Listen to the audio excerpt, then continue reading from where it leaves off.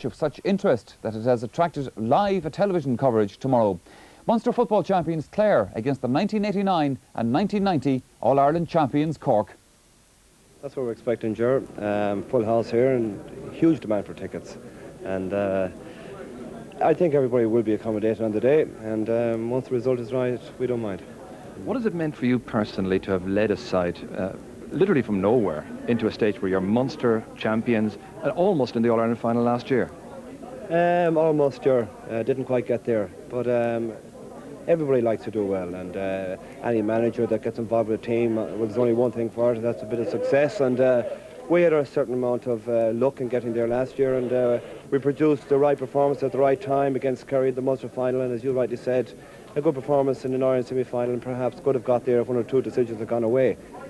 New ball game there, that's this year, that's all forgotten about now, and down here next Sunday against Cork, it's going to be a different ball game totally, and certainly the pressure probably is on us at this stage. Home advantage will play a very big role in it, you know. Moreover, like with the hurlers last Sunday, had a great win, like, you know, which gave the county a woeful boost, and it's going to give us an awful boost as well tomorrow when we go out to play Cork. Traditionally, hurling had been the strong game in the county.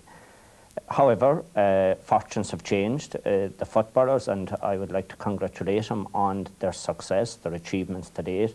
I think they have certainly shown us, and indeed shown everybody, what hard work and what dedication can produce.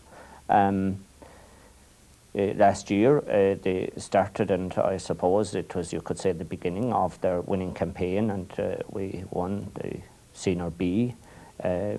We went along and performed reasonably well in the latter stages of the league. We then won the Munster Championship, I suppose, despite all the predictions. Certainly the Munster Championship victory was indeed a great boost. However, we didn't maybe do as well as we might have liked in the All-Ireland semi-final stage, but certainly it was a great performance. Kerry under pressure. The ball cleared. Seamus Clancy underneath it once again. Well, Cork Ben should be proud of his performance. Up go the Kerry men. The break goes down to Tom Morrissey. Gets it inside defence McInerney. Back to Colin Clancy. A goal! A goal for Clare! Well, yes, I suppose as the advocates of the open draw, I suppose that while last year it worked very much to our advantage, one would have to say this year that it probably is working to our disadvantage, because as we all know, Kerry and Cork have been the kingpins of Gaelic football in the Munster province. However, again, I suppose, Michael, wouldn't it be a major achievement if we were to retrieve the Munster crown again this year and win 2 in a row back to back? We don't know much to an extent about Cork, what they have. We are hearing that they have injuries to a couple of key players, but at the same time we have injuries. Our centre back, we've lost our centre back there just a couple of weeks ago with a broken leg. Dermot Coughlin with a broken wrist. You know, like, I mean, they're two very good players. Like, I mean, gone out of our panel and gone out of championship. Like, I mean, who might not play this year championship. You know. Yes, the expectation is high based on very good league performance this year, and also based on a very good championship performance last year, and added to by a marvellous performance by the hurlers last Sunday. So one would have to say it's very high. There were sceptics, of course, who said that it was just a flash in the pan when you won the Munster Championship beating Kerry last year, but I think your league performances showed that you are a very good team. Yeah, I think that flash in the pan theory is out the door, because we beat very good opposition like Down, Monaghan, Meath. We drew with Meath. You know, we proved that we're not a flash in the pan, and on Sunday we'll prove it yet again. That's true. That can be seen by our league campaign.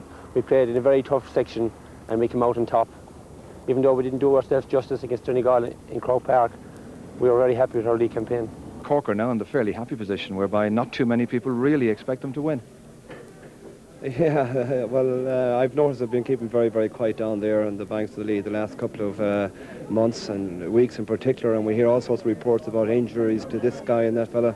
It's all on the day, isn't it? And I wouldn't certainly be too concerned of what's been said before a game. If we play on the day, then we're good enough to win. And if we don't, well, then we won't win the game. It's as simple as that.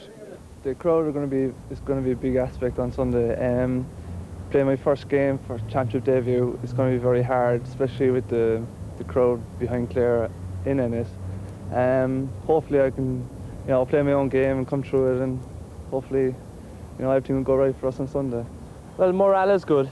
As you know, we're going to Ennis. It's just a daunting task. Like, it's going to be a full house. We're up against it, but morale is good. The young players are blending in nicely with the older players, and hopefully that we can get it together and give it we'll give it a go. Yeah, the team is gelling together, and the morale has been very good.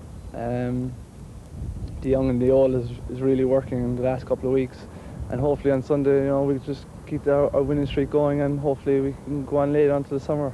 Brian, you're going to be playing against Tom Morrissey and Pat Murray, and they're two midfielders for Clare that have done quite well during the league in particular. What do you know about them? I know very little about both of them. Morrissey has been the backbone to the Clare midfield for the last couple of years. All I saw of him was playing in the Munster final and the All-Ireland semi-final against Dublin. Pat Murray is unknown to me, so I don't know that much about him.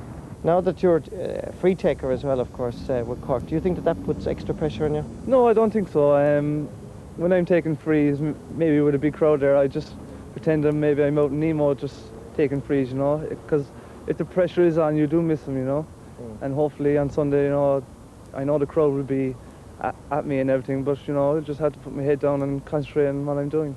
Well, I've watched Cork, and I was in UCC for 3 years and played in the Cork County Championship 2 years in a row, and Cork never have a bad side, and we'll be giving them the utmost respect. And this particular Cork side, they performed adequately in the league, and I think they're quite a good team. You go in there as favourites, as we mentioned earlier. Can you justify that favouritism? You're a Cork man telling us we're favourites. I hope we might send Marty Morrissey down and tell the Cork boys that they're favourites. But no, it is the biggest test. I think a team is judged on championship performance, and that's rightly so. That's when a team is judged.